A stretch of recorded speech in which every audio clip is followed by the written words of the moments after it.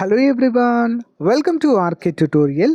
So guys, ఈరోజు మనము daily current affairs మరియు జీకేలో భాగంగా 1వ తారీఖు ఆగస్ట్ 2024కు సంబంధించినటువంటి కరెంట్ అఫైర్స్ని చూద్దాము. చాలా అంటే చాలా ఇంపార్టెంట్ బిట్స్ అయితే మనం ఈరోజు కవర్ చేయడము జరుగుతుంది. తెలుగు అండ్ ఇంగ్లీష్లో బైలింగ్వల్లో కరెంట్ అఫైర్స్ ఉంటాయి. ఓకేనా, లేట్ చేయకుండా కంటెంట్లోకి వెళ్దాం. అందరికీ ముందుగా ఒక చిన్న అప్డేట్ అండి. మన యాప్లో అన్ని కోర్సులపైన ఆఫర్స్ లాంచ్ చేయడం జరిగిందండి. సో ఎవరైనా ఇంట్రెస్ట్గా ఉండి తీసుకోవాలి అనుకుంటే తప్పకుండా తీసుకోండి. ఏపీపీఎస్సి, టీజీపీఎస్సి, ఆర్ఆర్బీ, ఎస్ఎస్సి అన్నీ కూడా అందుబాటులో ఉన్నాయి. Okay, app link in video description. అంతేకాకుండా ప్రతిరోజు వీడియోస్ని చాలామంది చూస్తున్నారండి. సో చాలా సపోర్ట్ చేస్తున్నారు, చాలా చాలా థ్యాంక్స్. అంతేకాకుండా ఒక చిన్న లైక్ చేయండి ఫ్రెండ్స్. లైక్స్ అయితే మాత్రం ఎవరైతే చేయట్లేదు, సో చిన్న లైక్ చేసి వీడియోని స్టార్ట్ చేయండి. ఓకేనా. Question number 1. భారతదేశం తన మొదటి బహుళజాతి వైమానిక విన్యాసమైన తరంగ్ శక్తి 2024ని ఇటీవల ఏ రాష్ట్రంలో ప్రారంభించనున్నారు? In which state will India launch its first multinational air exercise Tarang Shakti 2024 recently? ఎక్కడండి? తమిళనాడు రాష్ట్రంలో. వివరాలు చూద్దాం. భారతదేశం తన మొదటి బహుళజాతి వైమానిక విన్యాసమైన తరంగ శక్తి 2024ని 2 దశల్లో తమిళనాడులోని సులార్లో వచ్చే నెల 6వ తేదీన ప్రారంభించనుంది. ఈ వ్యాయామంలో దాదాపు 30 దేశాలు పాల్గొంటాయి మరియు 30 దేశాలలో 10 దేశాలు తమ యుద్ధ నౌకలతో వ్యాయామంలో పాల్గొంటాయి. ఈ వ్యాయామం భారతదేశం యొక్క రక్షణ పరాక్రమాన్ని ప్రదర్శిస్తుంది మరియు పరస్పర చర్యను పెంపొందించడానికి పాల్గొనే సైనికులకు ఒక వేదికను అందిస్తుంది. మరి 51 దేశాలకైతే విస్తరించిందండి. 51 దేశాలకు ఆహ్వానాలు పంపబడ్డాయి. 10 దేశాలు ఆస్తులతో మరియు 18 మంది పరిశీలకులుగా మరో దేశం చేరే అవకాశం ఉంది అని ఎయిర్ మార్షల్ సింగ్ మీడియాకు బ్రీఫ్ చేస్తూ చెప్పడాన్ని మనము చూడవచ్చు. ఇంపార్టెంట్. Next one. కేంద్ర సాయుధ దళాల మెడికల్ సర్వీసెస్ డైరెక్టర్ జనరల్గా ఇటీవల నియమితులైన మొట్టమొదటి మహిళా అధికారి పేరేంటి? Who is the first woman officer recently appointed as the Director General of Medical Services of Central Armed Forces? Answer option B అండి, సాధనా సక్సేనా నాయర్. వివరాలు చూద్దాం. Lieutenant general Sadhana Saxena Nair medical services director జనరల్గా నియమితులైన మొదటి మహిళ. మరి ఆమె జనరల్ హాస్పిటల్ సర్వీసెస్ సాయుధ దళాల డైరెక్టర్ జనరల్గా పనిచేసిన మొదటి మహిళ, అలాగే వెస్ట్రన్ ఎయిర్ కమాండ్కి ప్రిన్సిపల్ మెడికల్ ఆఫీసర్గా పనిచేసిన మొదటి మహిళగా రికార్డులోకి ఎక్కారు. మరి సాధన సక్సేనా నాయర్ గురించి చూసినట్లయితే ఆమె లక్నోలోని సెయింట్ మేరీస్ కాన్వెంట్, ప్రయాగ్రాజ్ మరియు లోరేటో కాన్వెంట్లలో పాఠశాల విద్యను అభ్యసించింది. ఆమె విశిష్ట విద్యా రికార్డుతో పూణేలోని ఆర్మ్డ్ ఫోర్సెస్ మెడికల్ కాలేజ్ నుంచి పట్టభద్రురాలై మరియు డిసెంబర్ 1985లో ఆర్మీ మెడికల్ కార్ప్స్లో నియమితులు కావడాన్ని మనమైతే చూడవచ్చు. Next one. భారతదేశంలోని 8 రాష్ట్రాల్లోని 100 నగరాల్లో సాలిడ్ వేస్ట్ మేనేజ్మెంట్ మరియు పారిశుద్ధ్యాన్ని మెరుగుపరచడానికి 200 మిలియన్ అంటే సుమారు 1700 కోట్ల రుణాన్ని మంజూరు చేసిన ప్రముఖ బ్యాంక్ పేరేంటి? Which is the leading bank that has sanctioned a loan $200 million, roughly 1700 crores, is to improve solid waste management and sanitation in 100 cities in 8 states of India? ఏ సంస్థ ఇచ్చిందండి మరి? Option C, Asia development bank. భారతదేశంలోని 8 రాష్ట్రాల్లో 100 నగరాల్లో solid waste management మరియు పారిశుద్ధ్యాన్ని మెరుగుపరచడానికి Asia development bank $200 million లేదా 1700 కోట్ల రుణాన్ని మంజూరు చేసింది. ఈ నిధులు స్వచ్ఛ భారత్ మిషన్ 2.0 మరి భారత నగరాల్లో సమగ్ర మున్సిపల్ వ్యర్థాల నిర్వహణ కార్యక్రమాలలో భాగంగా ఉన్నాయి. రుణ ఒప్పందం వివరాలు. ఈ రుణ ఒప్పందంపై ఆర్థిక మంత్రిత్వ శాఖ జాయింట్ సెక్రటరీ జూహీ ముఖర్జీ మరియు ADB India resident mission country director Mio Oka సంతకం చేశారు. వ్యర్థాల విభజన, సేకరణ మరియు పారవేయడం కోసం మౌలిక సదుపాయాలను మెరుగుపరచడం ద్వారా Swachh Bharat clean India mission urban 2.0 లక్ష్యాలకు మద్దతు ఇవ్వడం యొక్క కార్యక్రమం యొక్క లక్ష్యంగా మనము చెప్పుకోవచ్చు. Next one. సుస్థిర ఇంధన అభివృద్ధిలో భాగంగా ఇటీవల ఏ రాష్ట్రము ఘోమ్ వినమూల్య వీజ్ యోజన్ పథకాన్ని ప్రారంభించారు. Which state recently launched the Gom Vimulya Vij Yojana scheme as a part of sustainable energy development? ఏ రాష్ట్రం అండి?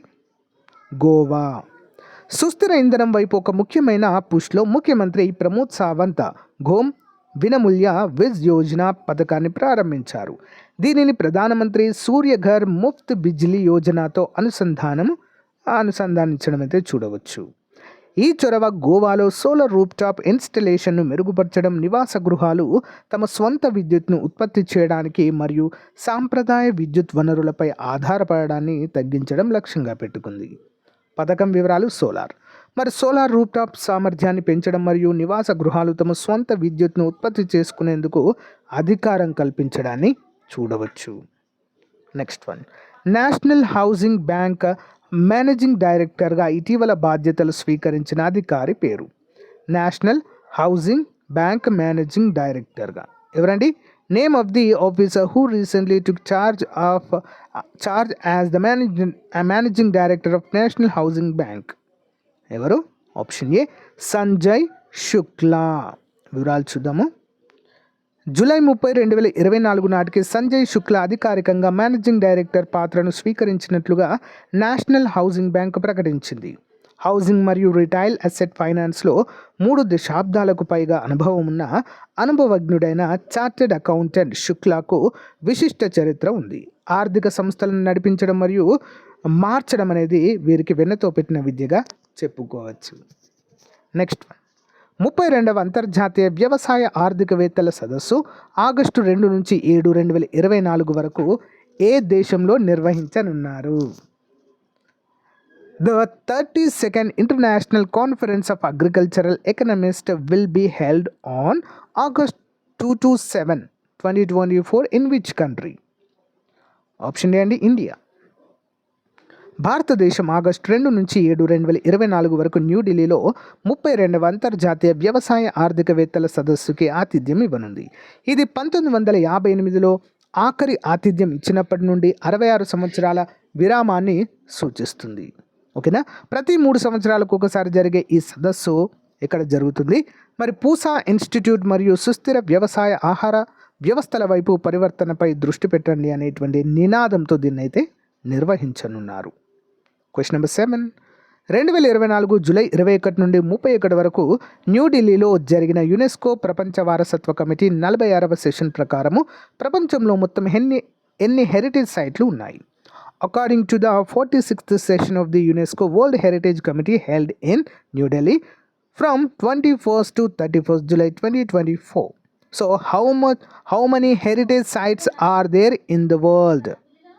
Answer option A అండి, 1223. వివరాలు చూద్దాం.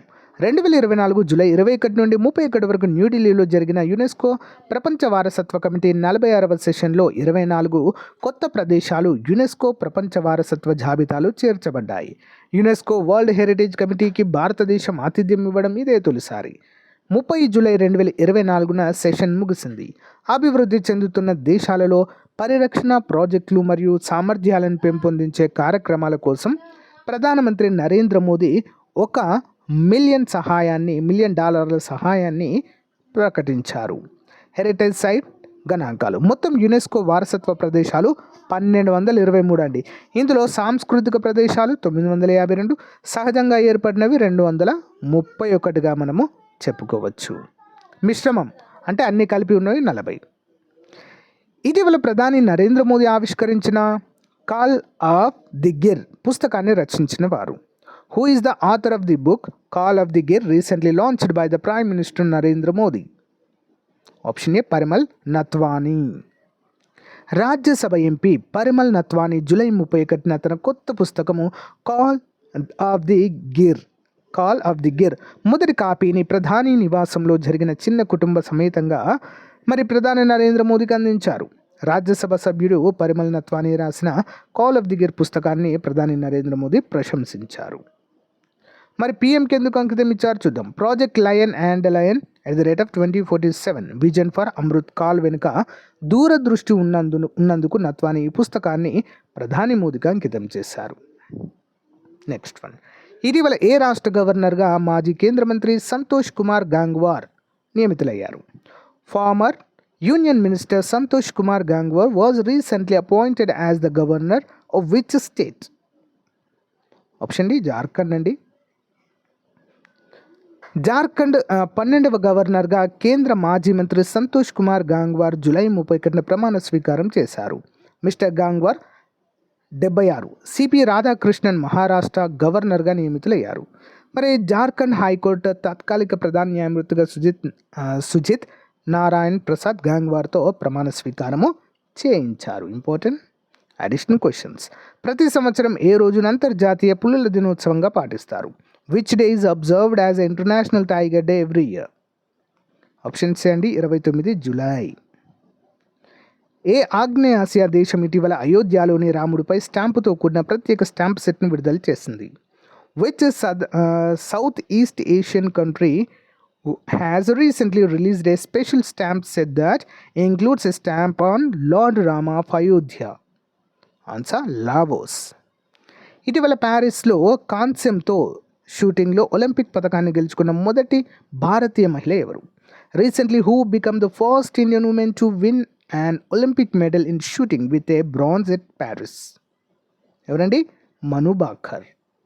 ఇటీవల ఏ దేశం తమ మొదటి మహిళా ఆసియా కప్ టైటిల్ను కైవసం చేసుకుంది? Recently which country secured the first women's Asia cup title? Option C Sri Lanka. ఇటీవల వార్తల్లో చూసిన ఇంటిగ్రేటెడ్ డిసీజ్ సర్వైలెన్స్ ప్రోగ్రామ్ యొక్క ప్రధాన లక్ష్యం ఏంటి? What is the main objective of integrated disease surveillance programme recently seen in news? Answer option B అండి. వికేంద్రీకృత ప్రయోగశాల ఆధారిత ఐటీ ప్రారంభించబడిన వ్యాధి నిఘా వ్యవస్థను బలోపేతం చేయడానికి మరియు నిర్వహించడం కోసం దీన్ని ఏర్పాటు చేశారు. సో గైస్, ఇది రోజుకు సంబంధించిన మోస్ట్ ఇంపార్టెంట్ కరెంట్ అఫైర్స్. మీకు నచ్చితే లైక్ చేయండి, తప్పకుండా మీ ఫ్రెండ్స్తో షేర్ చేయండి. మన యాప్ డౌన్లోడ్ చేసుకోండి. సో మంచి కోర్సెస్ అందుబాటులో ఉన్నాయండి తక్కువ కాస్ట్లో. ఒకసారి డెమో చూసి తీసుకోండి. Thank you for support. Bye.